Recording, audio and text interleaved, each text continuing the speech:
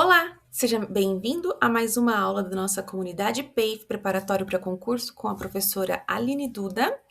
E nós hoje vamos falar sobre o ECA. Essa é a nossa aula 12, terceira semana já de aulas, de segunda a sexta. Temos essas aulas curtas de 20, 15, 20, 30 minutos, para que você consiga conciliar sua vida corrida com os estudos e ser aprovado no concurso de PAVE da Prefeitura de São Paulo. Então, seja muito bem-vindo a esta comunidade. Caso você queira receber os PDFs e mapas mentais das aulas, entre em contato comigo, vai no meu perfil aí na rede, no YouTube, e clica no link, onde você vai ser direcionado para o meu WhatsApp, ok? Eu aguardo vocês e vamos começar nossa aula de hoje.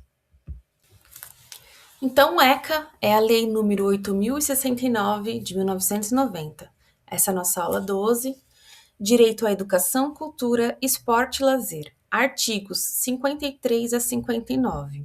Nós estamos vendo os artigos que mais são pedidos nas provas, tá? Para professores. Então vamos lá. O objetivo dessa aula de hoje é compreender os direitos educacionais previstos no ECA, identificar deveres da escola, da família e do Estado na garantia da educação, entender os mecanismos e a importância da participação da família na vida escolar, reconhecer a importância da cultura, do esporte e do lazer no desenvolvimento infantil integral, resolver questões focadas no padrão de cobrança da banca VUNESP, certo? VUNESP geralmente é a banca que é escolhida pela Prefeitura de São Paulo, mas caso, quando o prefeito lançar o edital seja outra banca, nós vamos revisar esses conteúdos pensando na outra banca, ok? Depois de estudarmos a convivência familiar e comunitária, avançaremos para outro tema extremamente recorrente na VUNESP, o direito à educação, cultura e ao esporte e ao lazer. O ECA considera a educação um direito fundamental da criança e do adolescente. Mais do que garantir vaga, o ECA assegura o respeito à participação democrática da família, o acesso à cultura e o desenvolvimento pleno. No artigo 53, tópico 1, artigo 53, o direito à educação. O artigo 53 determina que a criança e o adolescente têm direito à educação, visando ao pleno desenvolvimento de sua pessoa, preparo para o exercício da cidadania e qualificação para o trabalho. Formação cidadã.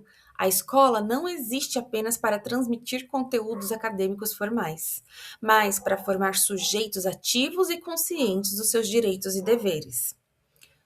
Sujeitos de direitos. Crianças e adolescentes deixam de ser meros objetos de proteção e passam a ser reconhecidos como cidadãos em desenvolvimento. Exemplo prático em prova: uma escola desenvolve projetos de direitos humanos, sustentabilidade e mediação de conflitos geridos pelos próprios alunos. Esse projeto atende perfeitamente à finalidade cidadã do artigo 53 do ECA. Exemplo na cidade de São Paulo. Nas EMEFs e EMEIs da Rede Municipal de São Paulo, o incentivo ao protagonismo infantil e estudantil, como nos grêmios estudantis e comissões mediadoras, reflete o cumprimento prático do artigo 53.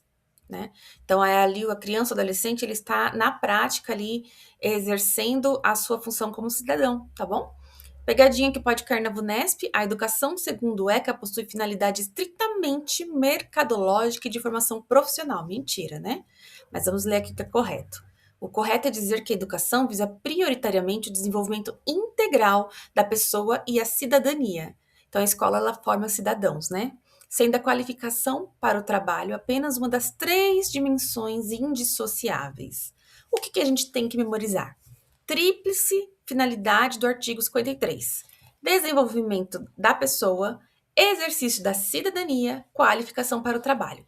Então, aqui é uma tríade, né? Então, desenvolvimento da pessoa, então a pessoa se desenvolve como um todo, exercício da cidadania e qualificação para o trabalho. A escola forma cidadãos e futuros profissionais, né, que vão estar aí no mercado de trabalho. Então, é isso que a gente tem que lembrar que o ECA nos diz no artigo 53. Tópico 2, igualdade de acesso e permanência, artigo 53. O ECA garante a igualdade de condições para o acesso e permanência na escola. Não basta abrir a porta e matricular a criança. O Estado e a instituição escolar devem criar condições reais para que ela permaneça e aprenda com qualidade, tá? Um exemplo prático: Um estudante com dificuldade de aprendizagem ou vulnerabilidade social não pode ser abandonado ao fracasso. A escola deve oferecer apoio pedagógico e estratégias diversificadas para assegurar sua permanência. Um exemplo, na cidade de São Paulo, os projetos de recuperação contínua e paralela, o atendimento educacional especializado, a AEE, né? E a distribuição de uniforme e material escolar pela Prefeitura de São Paulo são ferramentas diretas da garantia de acesso e permanência, né? A Prefeitura de São Paulo tem transporte escolar gratuito, que também é uma forma de garantir o acesso, né, da criança ali ao ambiente escolar. Então, aqui a Prefeitura de São Paulo tem vários projetos de acesso e permanência, abrangendo aí esta lei, né, esse artigo 53 do ECA, tá? Uma pegadinha que pode cair na VUNESP: o dever do Estado com a educação escolar pública esgota-se com a garantia do acesso e da vaga. Não, mentira. A escola tem que garantir acesso da vaga e abrange obrigatoriamente a permanência e a aprendizagem efetiva do estudante na escola. Gente, isso pega tanta gente, né? Que a gente que já lecionou em escolas públicas de periferia, isso pega a gente, né? Então, assim, a criança ela tem um direito, tem uma lei que fala sobre esse direito de aprendizagem efetiva. Quantos alunos vocês aí já conheceram que não aprenderam? E agora? A culpa é de quem? É difícil, né? Eventualmente eu dou aulas de reforço escolar. E uma ocasião, pouco tempo atrás, né, uma mãe me procurou que a sua filha, no 4º ano de uma escola particular, não sabia ler e escrever, a escola estava tentando vender os livros do 4º ano, sendo que a criança ainda não era alfabetizada. Então, assim, é uma tristeza, né, porque a aprendizagem efetiva é um direito da criança dentro do ECA. Então, fica difícil, né, assim, principalmente sendo uma escola particular, né, a gente já paga os impostos que nos deveriam retornar uma educação de qualidade. No caso de quem paga uma escola particular para os seus filhos, ainda está pagando 2 vezes, porque já pagou o imposto, agora vai pagar a escola particular, e ainda assim não ter uma aprendizagem efetiva é de doer o coração da gente, né, como profissional de educação. Então, assim, é muito complicado. Isso pega a gente, né? Mas vamos continuar aqui. Tópico 3: direito ao respeito e à participação democrática. Os incisos do artigo 53 garantem direitos fundamentais de participação ativa na vida escolar.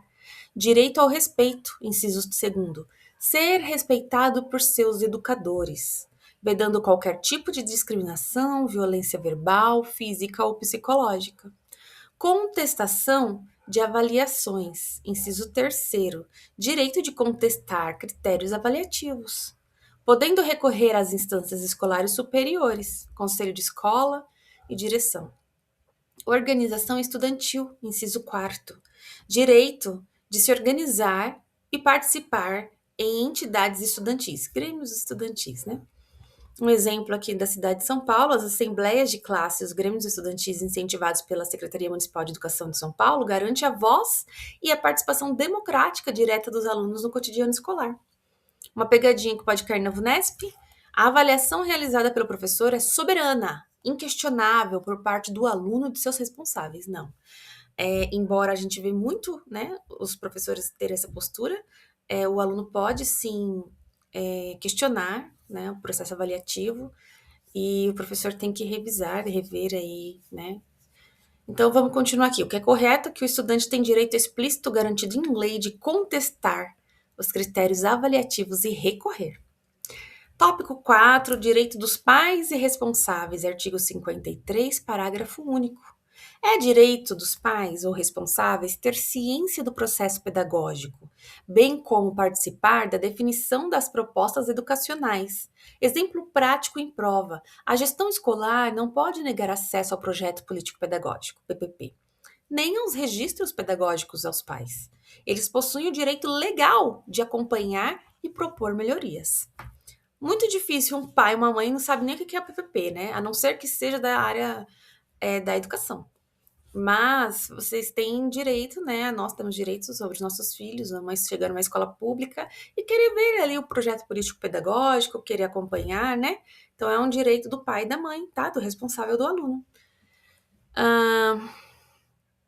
Exemplo na cidade de São Paulo: A atuação das famílias nos conselhos de escola e nas reuniões de Associação de Pais e Mestres, APM, das EMEIs e EMEFs, concretiza essa previsão legal. Para decorar.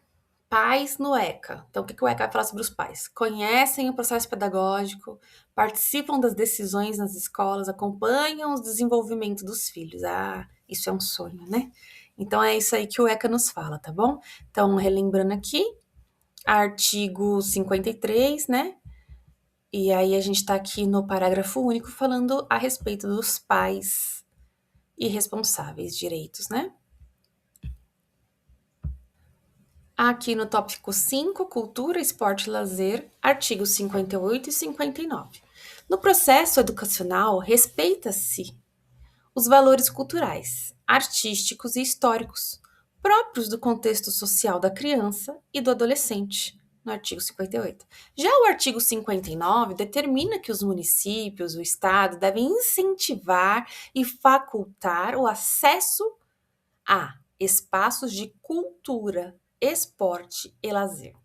Equipamentos de destaque na cidade de São Paulo. A infraestrutura dos CELs, Centros Educacionais Unificados, bibliotecas municipais, centros culturais e clubes da comunidade, CDCs, integra educação, cultura, esporte e lazer em um mesmo território, efetivando assim os artigos 58 e 59 do ECA, tá?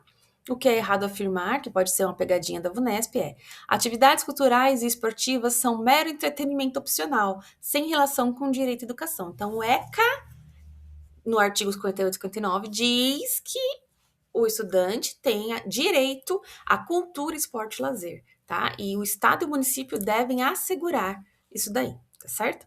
Então, aqui, nas pegadinhas aqui, voltando, correto afirmar que cultura, esporte e lazer são direitos fundamentais garantidos em lei para a formação e o desenvolvimento integral. Quadro sintético do direito à educação, artigos 53 a 59. Estrutura dos direitos educacionais no ECA. Os quadradinhos aí, ó. Educação, desenvolvimento da pessoa, cidadania, trabalho. Escola, acesso igualitário, permanência, vaga próxima à residência. Estudante, direito ao respeito, contestar notas, grêmio estudantil, né? Cidadania. Família, ciência do PPP, projeto político pedagógico, participa do PPP, matrícula obrigatória. Cultura e lazer, artigos 58 e 59, aí no caso da cidade de São Paulo tem o CEL, CDCs, né? E isso daí ajuda no desenvolvimento integral do aluno. Daqui para diante, agora, nós vamos ter as questões de fixação dessa aula, né? Uma aula curta, mas muito direta e muito útil, tá? São conteúdos que provavelmente cairão na prova, de uma forma ou de outra, tá? Então, vamos lá. Questões de fixação padrão VUNESP, aqui nós vamos ter 3 questões, você já vai lendo, vai pausar o vídeo, vai ler e vai anotar suas respostinhas aí. Aqui nós vamos ter as questões 4, 5, 6, 7, 8, 9 e 10, tá? Leia com atenção, responda calmamente, respira fundo, oxigena o cérebro, né? E responde aí, anota a sua respostinha para conferir depois. Continuando, temos as questões 11, 12, 13, 14 e 15, tá certo? E aí você vai pausar o vídeo, vai responder com calma. E aqui nós temos o nosso gabarito comentado das questões que você acabou de responder, né? Confira os seus resultados. Caso tenha errado, tem aqui o comentário em frente para conseguir fixar melhor. Qualquer coisa, volta ao vídeo, escuta novamente, leia o conteúdo novamente, tá bom? E aqui tem uma dica final da VUNESP. Nas provas de concurso para PEIF e PEB 1 de São Paulo, lembre-se, a criança é sujeito de direitos. A criança é um sujeito de direitos. Os pais participam da proposta pedagógica. O aluno pode contestar avaliações. E vamos lá, rumo à aprovação. Eu vou ficando por aqui, né? Vocês, se puderem, aprofundem o tema, busquem conteúdo. E vamos lá, rumo à aprovação, né? Bons estudos!